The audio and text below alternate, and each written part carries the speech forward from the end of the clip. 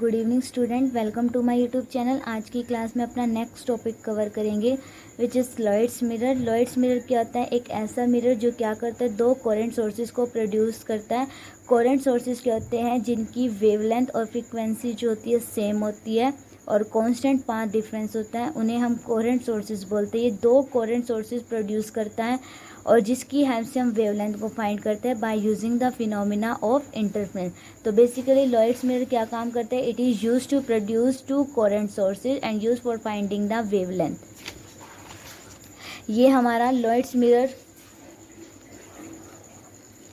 Mirror का diagram है। इसकी कंस्ट्रक्शन क्या है? It consist two planes highly polished mirror M1 and M2। हमने M1 और M2 मिरर ले लिए जो कि हाईली पॉलिश्ड है from the front surface. Front surface से वो ज़्यादा पॉलिश्ड है और बैक एंड सरफेस से क्या है? ब्लैकड है, बिल्कुल उन पे जो कलर है वो ब्लैक है। S is a monochromatic source of light. S हमने ले लिया जो है मोनोक्रोमेटिक सोर्स ऑफ लाइट, और एक हमने ले लिया S1। S1 ये कहाँ से आया? देखो S1 क्या है? सोर्स है। अब इस सोर्स से कुछ ना कुछ लाइट लगेगी, तो इस सोर्स से हमने मान लिया एक लाइट जो है इस पॉइंट पर मिरर के इंसिडेंट हुई, दूसरी इस पॉइंट पर मीट हुई। अब ये क्या करे? कुछ पार्ट तो उसका रिफ्लेक्ट हो गया ई पॉइंट पर और कुछ पार्ट जो है वापस से ट्रांसमिट हो गया।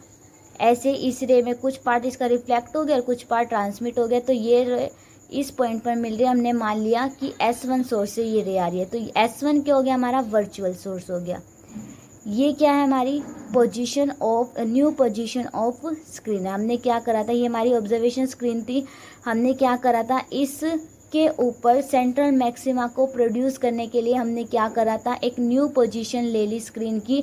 वो न्यू पोजीशन क्या है? इस ऑब्जर्वेशन स्क्रीन को हमने मिरर के इस पॉइंट के ऊपर लाकर रख दिया था। Light coming from the source of monochromatic light falls on the mirror. अब जो मोनोक्रोमेटिक सोर्स है ये हमारा S, उससे क्या हो रहा है? मिरर के ऊपर कुछ ना कुछ लाइट फॉल हो रही है और वो लाइट क्या हो रही है? इंसिडेंट हो रही है, फिर रिफ्लेक्ट हो रही है। Having interference magnitude and nearly same magnitude से इंसिडेंट हो रही है और रिफ्लेक्ट हो रही है और इंटरफेरेंस पैटर्न इस ऑब्जर्वेशन स्क्रीन पर प्रोड्यूस कर रही है। The ray after reflection from the mirror appear at source S1 which is a virtual source. S and S1 source act as a two coherent sources. अब ये क्या कह रहा है? जो हमारी रिफ्लेक्टेड रे थी वो रिफ्लेक्टेड रे इस S1 पॉइंट पर मीट कर रही है और हम क्या कह रहे हैं? S1 क्या है? हमारा वर्चुअल सोर्स है। तो S और S1 क्या हो गए? हमारे दो कोहेरेंट सोर्सेज हो गए। S और S1 हमारे दो कोहेरेंट सोर्सेज की तरह बिहेव कर रहे हैं। The ray coming from the source S and S1 are superimpose in each other. अब ये क्या कह रहा है? जो S और S1 सोर्स से जो रे आ रही है वो सुपर इम्पोज करेगी and observe screen in EMF region, और E और F रीजन में हमें क्या होगी?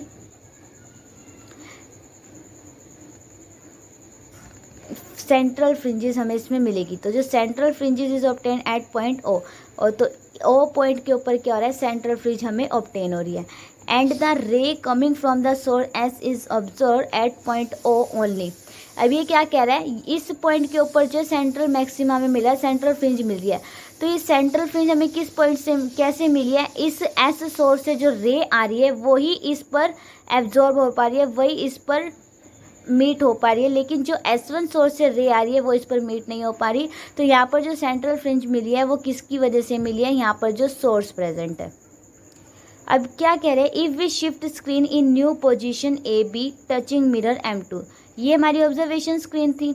अब वो क्या कह रहा है? अगर इस ऑब्जर्वेशन स्क्रीन को इस M2 पॉइंट से टच कराते हम AB पोजीशन, एक न्यू पोजीशन ले ले स्क्रीन की, तब क्या होगा?